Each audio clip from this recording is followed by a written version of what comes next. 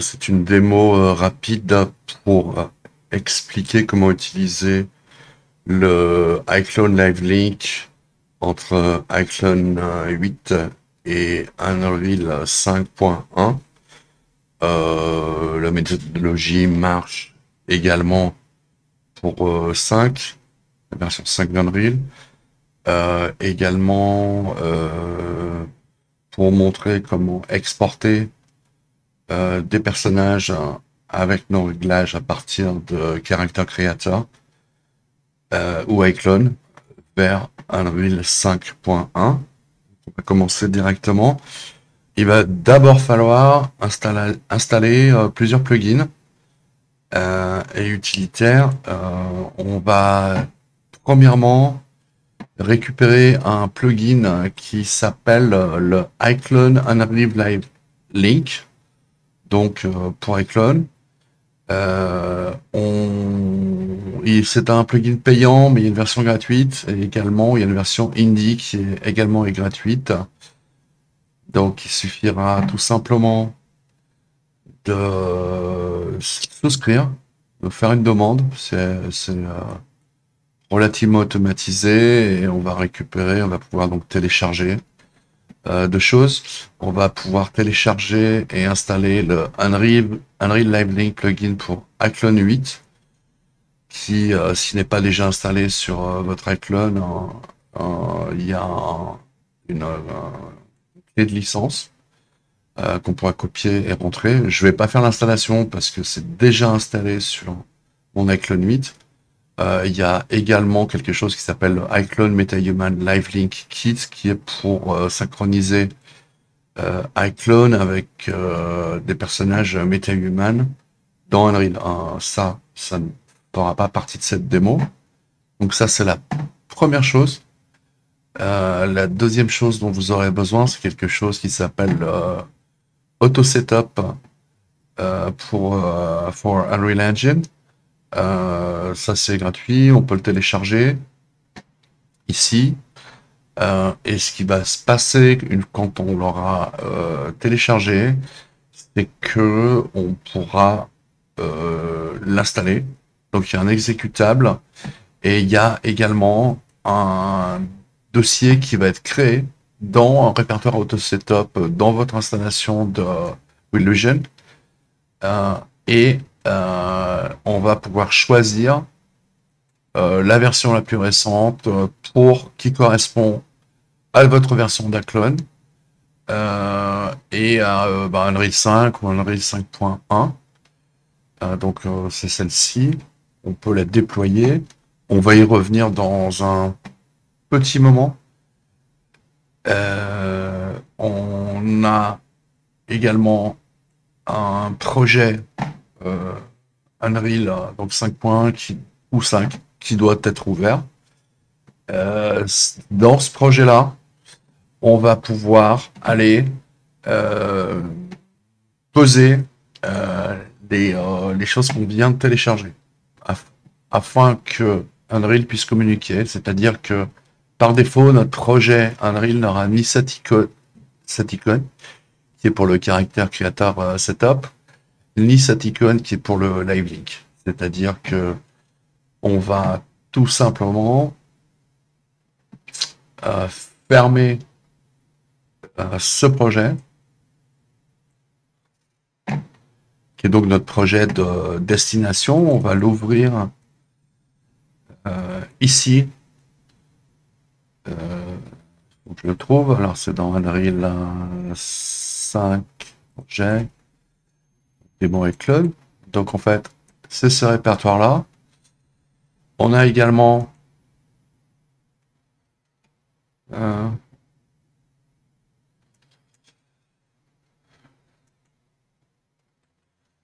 petite seconde.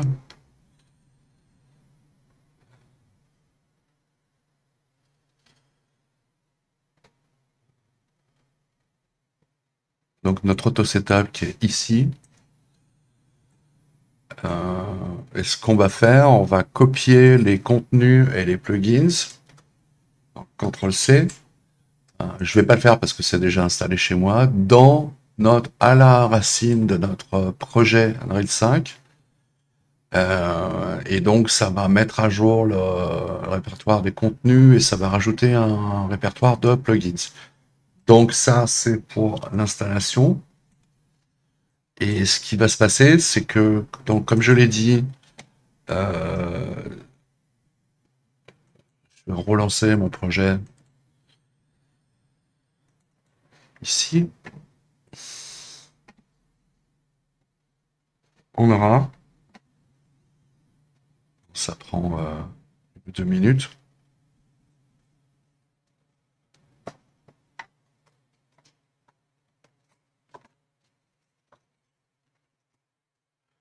Donc on aura donc notre projet et on aura donc ces deux icônes Relugen qui seront existantes.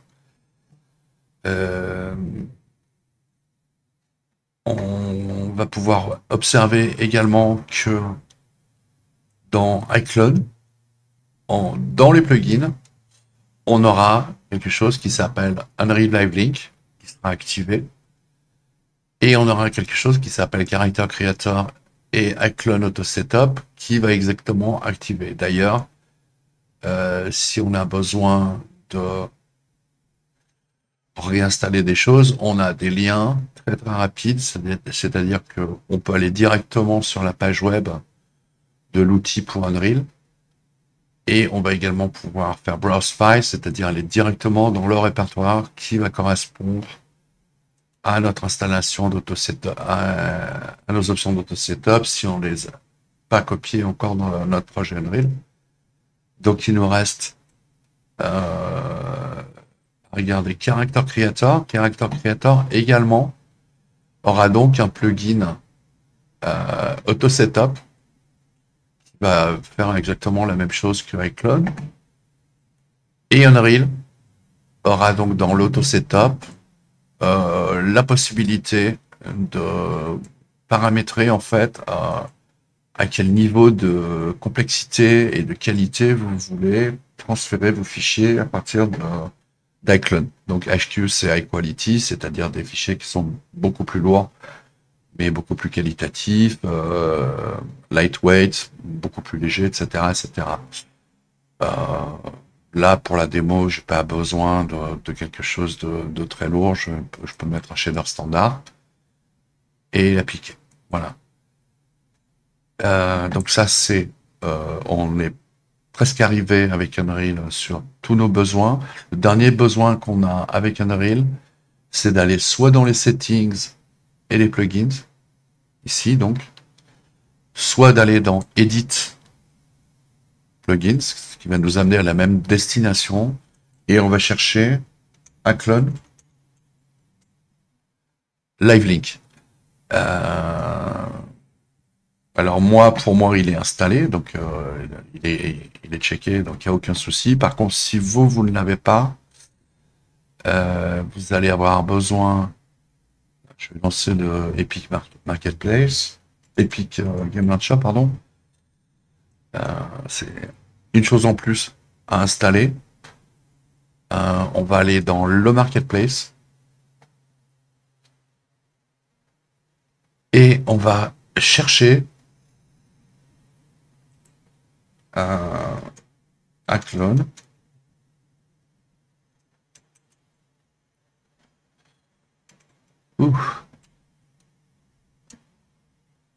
Le iClone Unreal Live Link et on va pouvoir l'installer dans notre moteur. Donc, si vous utilisez la version 5 pour la version 5, la version 5.1 pour la version 5.1, moi, j'ai pas besoin de le faire parce qu'il est, comme vous allez le voir, il est déjà installé. Mais c'est quelque chose qui va être nécessaire pour avoir accès aux fonctionnalités à l'intérieur d'Unreal. Donc, dans Unreal, dans les plugins, je vois que mon plugin est installé. S'il n'était pas installé, il faudrait que je le check. Et du coup, je serais obligé de relancer Unreal. Mais donc, c'est comme n'importe quel plugin, donc tout le monde connaît. Et ça veut dire quoi? Ça veut dire que maintenant, j'ai accès à cette fenêtre-là qui va pouvoir me permettre de synchroniser avec iCloud. Alors, pour la trouver, c'est très simple. On va dans Windows, on va dans Virtual Production et on va trouver le Live Link. Donc, à partir du moment où vous avez ça, tout le reste est installé. Tout ce que vous avez besoin de faire, vous voyez là j'ai iCloud qui est superposé, c'est d'avoir donc iCloud 8 ouvert avec la session que vous voulez utiliser avec Unreal.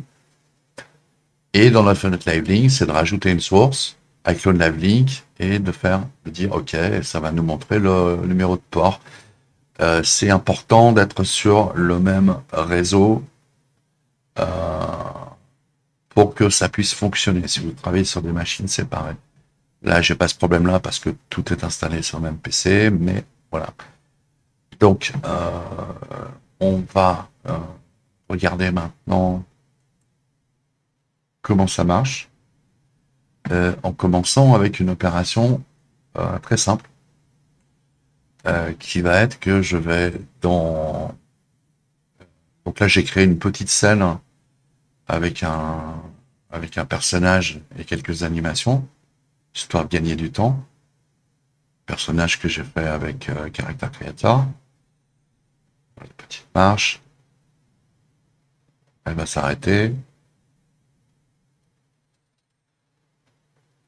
Voilà. Voilà. Enfin bon. Juste pour avoir quelque chose. Vous voyez que de ce côté, il y a eu des choses qui sont passées dans Unreal. Mais c'est parce que j'avais un lien qui était déjà activé. Donc on va faire ça à partir de 0. On va assumer que les deux plateformes, les deux logiciels ne communiquent pas encore. Je vais fermer cette fenêtre. Plugins. Voilà. Donc a priori, dans iCloud 8, vous avez des éléments et vous n'avez pas le Live Link activé. Donc vous allez aller dans Plugins, vous allez dans Unreal Live Link, et cliquez sur Unreal Live Link qui va vous rajouter un onglet ici, Unreal Live Link, qui va vous permettre de faire un certain nombre de choses qui vont permettre de communiquer entre iCloud et Unreal. Alors la première chose, vous avez un onglet transfert, un onglet link. Alors dans l'onglet transfert, en fait, vous allez pouvoir transférer à partir de iCloud 8 vers Unreal. Est-ce que vous allez transférer? Si vous avez un iCloud origine, un objet iCloud origine, comme j'ai ici dans Unreal, ça va s'installer dans la hiérarchie du iCloud origine. On va y revenir plus tard. Donc ici, ce que je vais essayer de faire, pour une démo très très simple, c'est que par exemple, je vais créer une primitive, un cône, ok, et la déplacer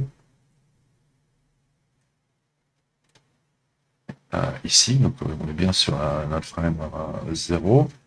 Et cet objet, je vais essayer en fait de l'emmener vers Unreal. Donc tout ce que j'ai à faire, ça va être considéré comme une prop. Donc je vais activer mes props. Je vais voir que j'ai un sol et le code. Le sol, je n'ai pas besoin de l'exporter vers Unreal. J'ai juste le code, il est coché et tout le reste est décoché. C'est-à-dire que si je fais un transfert de fichier, je vais voir que j'ai un menu qui va apparaître, qui va générer une exportation. Raison pour laquelle je le fais avec un objet simple dans cette démo, c'est tout simplement parce que je vais pouvoir faire la même chose avec mes personnages, mais ça prend tellement longtemps, c'est des fois instable, que je ne vais pas montrer dans la démo, mais ça sera la même chose. On va checker le personnage qu'on va exporter, on va le transférer, et en creusant les doigts, il va apparaître dans Unreal. Mais le principe est le même, avec un petit objet tout simple comme ce cône. Vous voyez, donc le cône est apparu ici. Et je vais pouvoir savoir exactement que j'ai un objet iClone Origin que j'ai généré avec le plugin en faisant un create live link origin qui va correspondre en fait aux coordonnées, donc 000 ici, mais également aux coordonnées d'origine de ma scène qui sont ici à 000. Donc elles seront relatives et ça va pouvoir m'autoriser à faire un certain nombre de choses. Des choses que je vais pouvoir faire, par exemple, c'est faire une animation. Disons que je mets mon personnage à une coordonnée quelconque sur la première frame, que sur la frame 120, je suis en 24 images par seconde, je le déplace. Donc ça va me créer une keyframe ici. Et puis je le déplace encore. Voilà, comme ça. Donc sur 280 images, mon objet va se déplacer. Si je vais dans Unreal, il va y avoir aucun changement parce que les deux plateformes ne sont pas liées dynamiquement encore. Elles ne sont pas linkées. Pour pouvoir faire ça, je retourne dans iClone. Je vais aller dans le link du Unreal Live Link et je vais sélectionner uniquement, envoyer un petit bouton qui s'allume, le code, et je vais faire quelque chose qui s'appelle Activate Link. Je vais sortir un tout petit peu pour pouvoir visualiser ce que je fais, et je vais pouvoir constater, en me déplaçant sur la timeline, que le code, en fait, fait exactement la même chose dans Unreal que ce qu'il fait dans iClone. D'accord? Donc à partir de là, c'est très simple. On va le supprimer pour l'instant parce qu'on n'en a pas besoin. On va désactiver même le lien, le link, et on va le supprimer dans le iClone Origin. Et on va donc pouvoir faire le même transfert avec nos personnages. Donc, dans iClone, je vais pouvoir, alors j'ai une fenêtre scène, je vais pouvoir sélectionner mon personnage. Vous voyez qu'il est highlighté ici. D'accord? Comme je vous l'ai montré, c'est un personnage qui a des animations, mais c'est pas très important à savoir. Et si je retourne dans mon Unreal Live Link avec ce personnage sélectionné, dans transfert, je vais pouvoir le sélectionner. Donc, je vais désélectionner mes propres et faire un transfert file. C'est-à-dire que mon modèle habillé donc va être transféré vers Unreal. Je ne vais pas le faire maintenant parce que, comme je l'ai dit, ça prend un petit peu trop longtemps pour cette petite démo, donc je l'ai fait à l'avance, mais normalement, le personnage va s'exporter et il va aller se docker à l'intérieur du iClone Origin. Et dans les contenus, il aura créé un répertoire qui s'appelle RL Content, avec un répertoire pour ce personnage-là qui aura donc tous les assets nécessaires pour gérer ce personnage-là. D'accord? Donc je vais retourner dans iClone. Mais je ne vais pas le faire parce que voilà, c'est un petit peu trop lourd. Je peux également lui dire de transférer des motions. C'est-à-dire que je peux lui demander de transférer vers Unreal, en fait, l'animation du personnage. D'accord? Alors, sélectionner une frame ou la timeline en entier, ou simplement une timeline de X à Y, etc. Je peux également, si je veux exporter mon personnage vers Unreal, je peux lui demander d'inclure son animation. Et du coup, il y aura un répertoire, vous voyez, de motions qui existe déjà parce que j'ai déjà manipulé, qui va récolter en fait toutes les animations du personnage sous forme d'animation qu'on peut gérer séparément sans avoir besoin d'être linké dynamiquement dans une séquence, etc., etc. Pour l'instant, j'en ai pas besoin. Je reviens vers Clone. Donc, si je veux le transférer, mon personnage est sélectionné, la scène, je n'inclus pas les motions.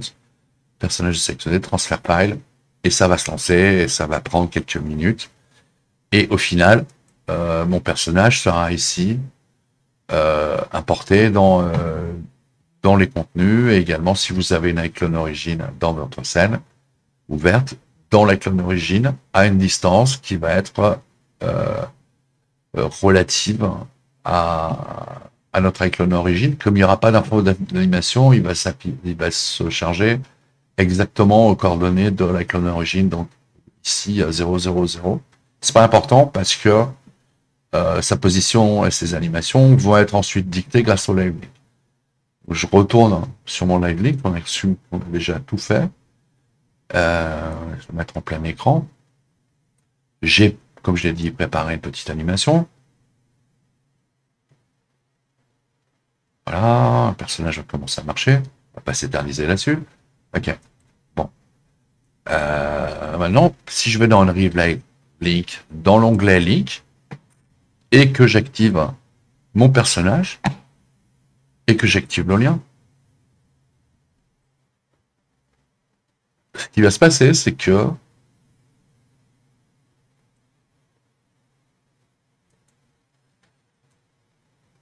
F, ce qui va se passer, c'est qu'en fait, mon personnage va reprendre en fait ses coordonnées telles qu'elles existent dans iClone, d'accord, et va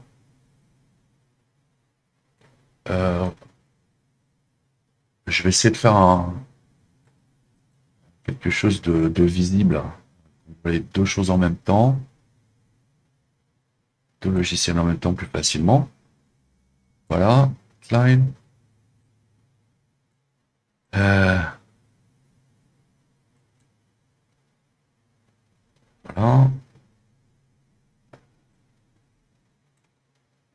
Ok. Donc voilà, hein, quand je scrub ma timeline, voilà, tout est répercuté en fait dans Unreal. Alors ça, c'est une première chose qui est bonne à savoir. Je vais également montrer quelque chose d'autre, c'est qu'est-ce qui se passe si on a une scène un peu plus complexe, c'est-à-dire avec un terrain, avec des objets, de la déco, etc. Comment est-ce que je peux contrôler en fait que à partir d'iClone, mon personnage ne va pas passer à travers les murs, à travers des meubles, etc. Donc, on va prendre un cas de figure tout simple. On va essayer de placer le primitive dans notre scène Unreal. Donc là, en l'occurrence, c'est un cube, d'accord. Et ce qui va se passer, c'est que comme je suis toujours linké en live link, si je fais avancer mon personnage, il y a la possibilité que ce personnage passe à travers, par exemple, à travers un objet. Alors, je vais tricher un petit peu. Voilà. Donc ici, par exemple, vous voyez que si je fais jouer mon animation, mon personnage va passer à travers le cube. Alors ça va être embêtant, parce que quand on est dans un clone qui est la partie qui permet de générer les animations plus facilement, on n'a pas ce repère visuel. Donc c'est pas exactement ce qui va se passer. Ce qui est intéressant, c'est que dans Unreal, en fait, on va pouvoir, grâce au plugin de Live Link, on va pouvoir en fait exporter des éléments de décor vers iClone pour, par exemple, être capable de se repérer dans iClone quand on fait les animations. Donc là, je vais sélectionner mon cube. Je vais aller ici, dans iClone, et je vais faire transfert to iClone. Alors, transfert to iClone va transférer ce qui est les objets sélectionnés. Alors, pourquoi il y a des options? Parce que transfert pour iClone, c'est ce qui est par défaut. Là, j'ai juste un cube, donc il y a juste 6 faces, un objet qui est pas lourd du tout, je peux le transférer sans problème. Si par exemple j'ai un décor qui est beaucoup plus complexe, je sais pas, des objets récupérés avec Megascan que je veux utiliser pour repérer dans un clone, ben je peux les exporter en simplifié. C'est-à-dire que j'aurai la topologie générale dans un clone qui me permettra de me repérer spatialement et avec un objet qui est pas trop lourd. Si j'ai une sélection de plusieurs objets, j'ai l'option soit de les exporter séparément comme objets séparés ou merge, c'est-à-dire tous mes objets sélectionnés dans Unreal au moment du transfert vers un clone vont être fusionnés en un seul objet. Voilà. Ce qui peut faciliter la gestion des objets. Une fois qu'on a fait son animation, on veut s'en débarrasser. On clique sur le merge d'object, on le délète dans un clone et puis c'est bon. Donc là, je vais juste faire un transfert vers un clone. C'est quasiment instantané parce que la géométrie est tellement basique. Et vous voyez que mon cube, en fait, est apparu dans iClone. Donc, ça va me donner un certain nombre d'options. C'est par exemple, ça peut me permettre de dire, bah, je vais déplacer, en fait, le début de l'animation de mon personnage. C'est-à-dire, je me mets sur la frame 0, je la déplace un petit peu, et là, je vais regarder. Simplement, voilà. Donc là, elle s'arrête avant le cube, ce qui est parfait. Ça peut être aussi pour des réglages beaucoup plus raffinés, d'animation du personnage, etc. Mais là, ça suffit pour l'instant. Et je vais observer dans mon projet que, en fait, mon personnage sur la frame 0, ici, je ne sais pas si vous vous souvenez, était exactement sur la clone origine, et maintenant décalé par rapport à la clone origine parce que je l'ai décalé également par rapport à l'origine de la scène 000 dans un clone. Et comme on est toujours connecté dans le Unreal Live Link, et ben si je joue mon animation, je vais cacher ça. Si je joue mon animation à partir de la frame 0, voilà. Le personnage va commencer à marcher dans une seconde. Voilà. Ah, et vous allez voir que elle va s'arrêter devant le cube, exactement comme dans Reclone. Donc beaucoup de contrôle. Grâce à ça,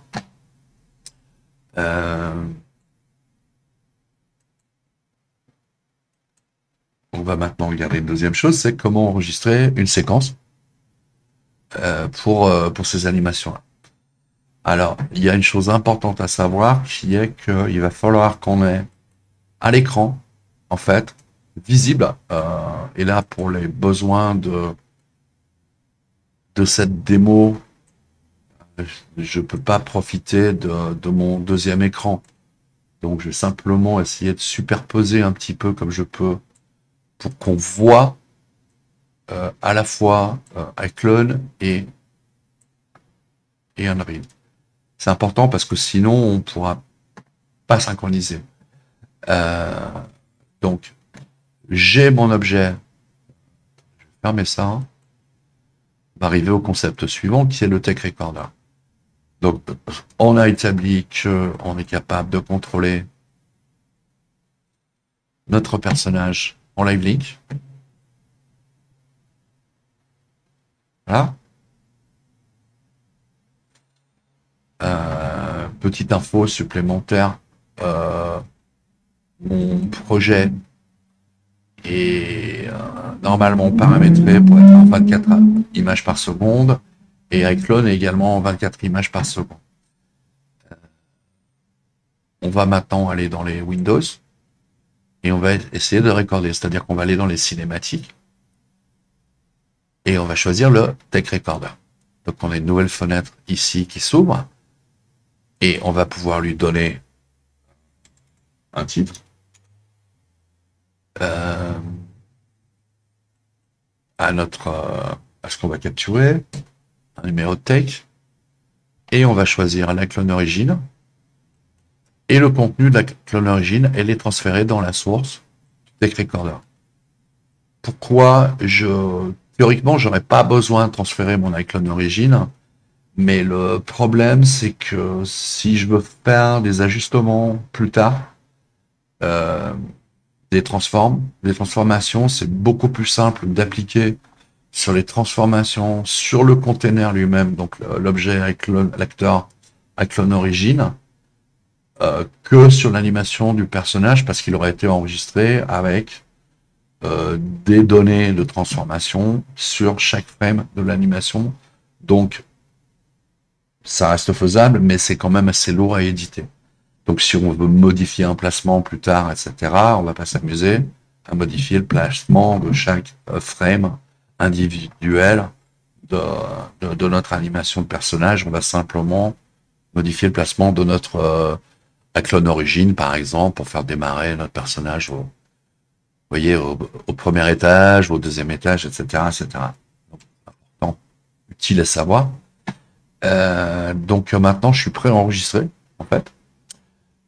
Donc, je vais cliquer sur notre bouton de recording. Il va y avoir un compte à rebours qui va s'afficher. Vous voyez, ici, dès que le compte à rebours est fini, je vais cliquer ici et commencer à enregistrer.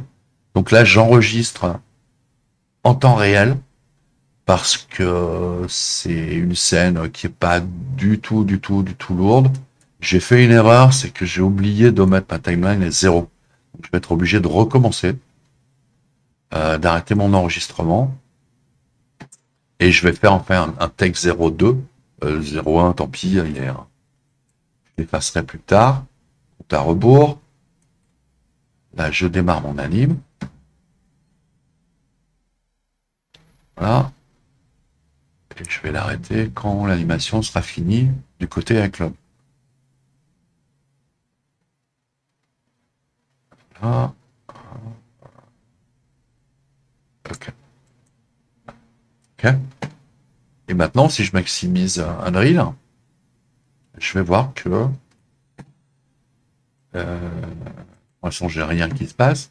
Je vais aller dans mon Tech Recorder, cliquer sur la petite icône Review the Last Recording, qui aura une icône dans l'œil, qui va m'ouvrir la séquence enregistrée dans mon séquenceur, ma fenêtre séquenceur ici.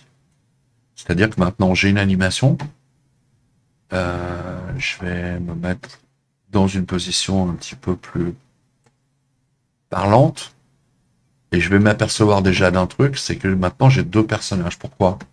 C'est parce que quand j'ai décidé d'ouvrir ma séquence pour le personnage que je viens d'enregistrer à partir d'un clone est en fait en train de générer à la fois un objet avec clone origine et un objet pour mon personnage qui sont indépendants de ce que j'ai déjà dans ma scène. D'accord? Donc ce que je peux faire, c'est cacher ma version, on va dire, de basique, ma version de travail, et garder uniquement ce qu'on appelle le non possessible, c'est-à-dire un séquenceur avec ses ressources qui est ouvert dans le level dans lequel je l'ai ouvert.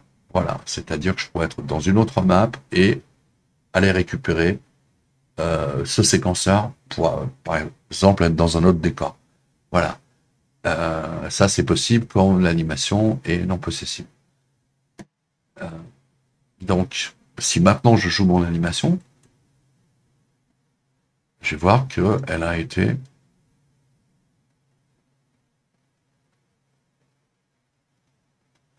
enregistrée.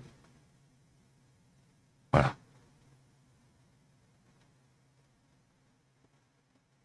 Alors, je ferai ça dans une prochaine démo. Il y a toujours la possibilité, quand on est en lien, comme ça, et qu'on enregistre à partir d'un lien en temps réel, que on ait un petit peu de lag ici et là, que la synchronisation soit pas parfaite, qu'il manque on saute une frame ou des choses comme ça.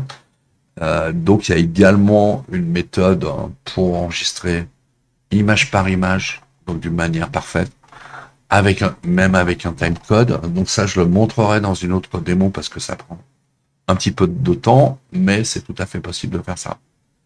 Et à partir de ce moment-là, on va pouvoir enregistrer une séquence, euh, faire un rendu. Donc là, on pourra le faire soit avec le Movie Render Queue, si le plugin Movie Render Queue est activé, soit avec le Movie Scene Capture, qui est une version beaucoup plus simplifiée. On va utiliser ça pour l'instant. Et on va se rendre compte que le travail n'est pas complètement fini. Donc là, on va capturer le film par défaut. Je fais Capture Movie. Enregistrer la scène, etc.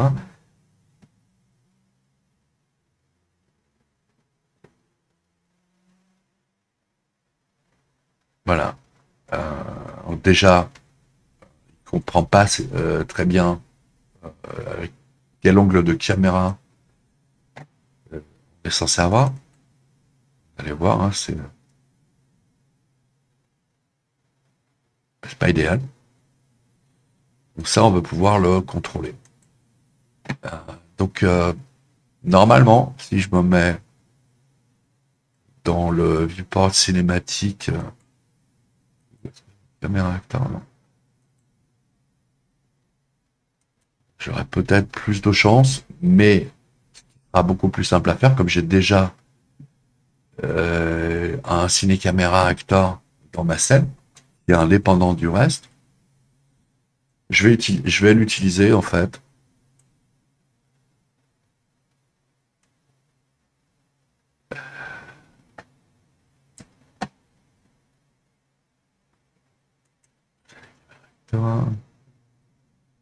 Ma scène. Voilà, donc j'aurai une meilleure vue ici. Ok. Simplement pour avoir quelque chose de regardable. Et ce que je vais faire, en fait, je vais aller dans ma séquence et donc je vais la déverrouiller pour pouvoir l'éditer. Et tout ce que je vais faire tout simplement, je vais rajouter une piste, un track, actor to séquenceur. Je vais ajouter mon cinéma actor. C'est-à-dire que maintenant, en fait, mon séquenceur va utiliser cette caméra pour le rendu. Et si maintenant je fais un rendu, Capture Movie, vous allez voir qu'il y a un petit souci. C'est que notre personnage qu'on avait caché, donc du outline d'origine, et c'est pour ça que je le montre dans cette démo, parce que j'ai un petit peu galéré au début. Je comprenais pas trop. Vous voyez, hein, j'ai la séquence qui se joue quand même, avec des réglages de qualité, de compression qui font que c'est pas parfait, hein, mais voilà. Avec le Movie Render Queue, la qualité peut être potentiellement bien meilleure. En fait, tout ce qu'on a à faire, c'est de retourner dans notre iClone Origin de base, pas celle qui est non possessible, celle dans laquelle on avait notre personnage de travail, et on va sélectionner nos deux objets, et on va aller dans les détails, et on va taper Hidden. Et on va voir, en fait, ce qu'on va faire, on va sélectionner pour que l'acteur soit caché dans le jeu.